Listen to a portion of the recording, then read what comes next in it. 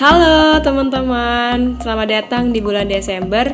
Nah, bulan dimana kita menata ulang kembali hal-hal yang akan kita capai di tahun depan dan mengintrospeksi diri apa sih yang belum kita capai di tahun ini. Ngomongin tentang Desember nih, pastinya kita akan melaksanakan yang namanya liburan akhir tahun ya.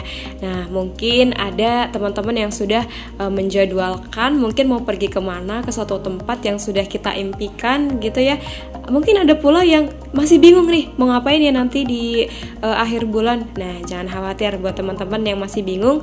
Atia punya rekomendasi beberapa hal yang bisa kita lakukan saat akhir tahun nanti. Yang pertama, langsung aja kita bisa melakukan yang namanya wisata virtual. Nah, ini terkhusus buat teman-teman yang memang pengen berkeliling di seluruh Indonesia, di dunia. Nah, tanpa kita pergi kemana, tanpa kita mengeluarkan uang yang banyak, kita sudah bisa berkeliling dengan wisata virtual itu tadi. Karena sekarang sudah banyak sekali ya aplikasi yang menyediakan jasa seperti YouTube, mungkin ada Instagram dan banyak aplikasi berbayar yang dia menyediakan gambar atau video yang resolusinya lebih baik gitu. Jadi jangan bingung lagi kalau memang pengen keliling tapi masih mager di rumah gitu.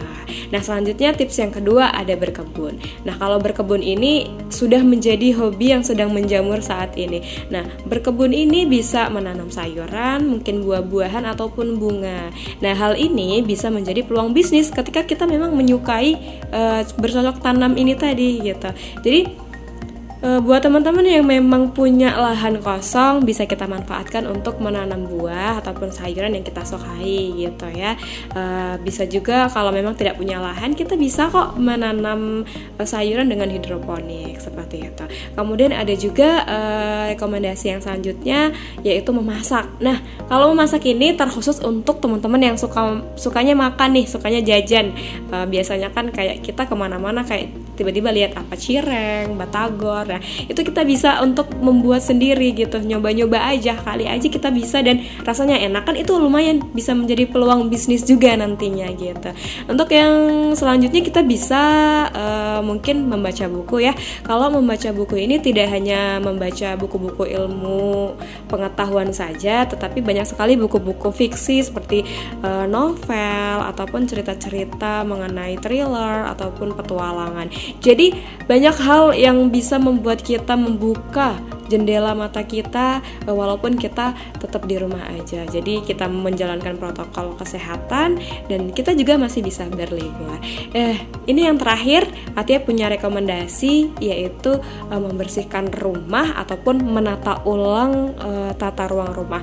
Ini biasanya terkhusus buat orang-orang yang memang bosenan gitu dengan tata ruang rumah. Mungkin kita bisa menata kamar kita dahulu ya. Kita memindahkan lemari kita yang di sini dipindahkan ke sini, kemudian kita bersihkan. Juga kita bisa melakukan pemilahan untuk baju kita yang mungkin sudah tidak terpakai, yang kemudian bisa kita baksoskan ya, bantuan sosial untuk orang lain gitu, dan hal tersebut bisa bermanfaat gitu. So, itu tadi beberapa rekomendasi yang bisa kita lakukan saat liburan akhir tahun nanti. Jadi buat teman-teman pantangin terus ya di Radio Business and Entertainment.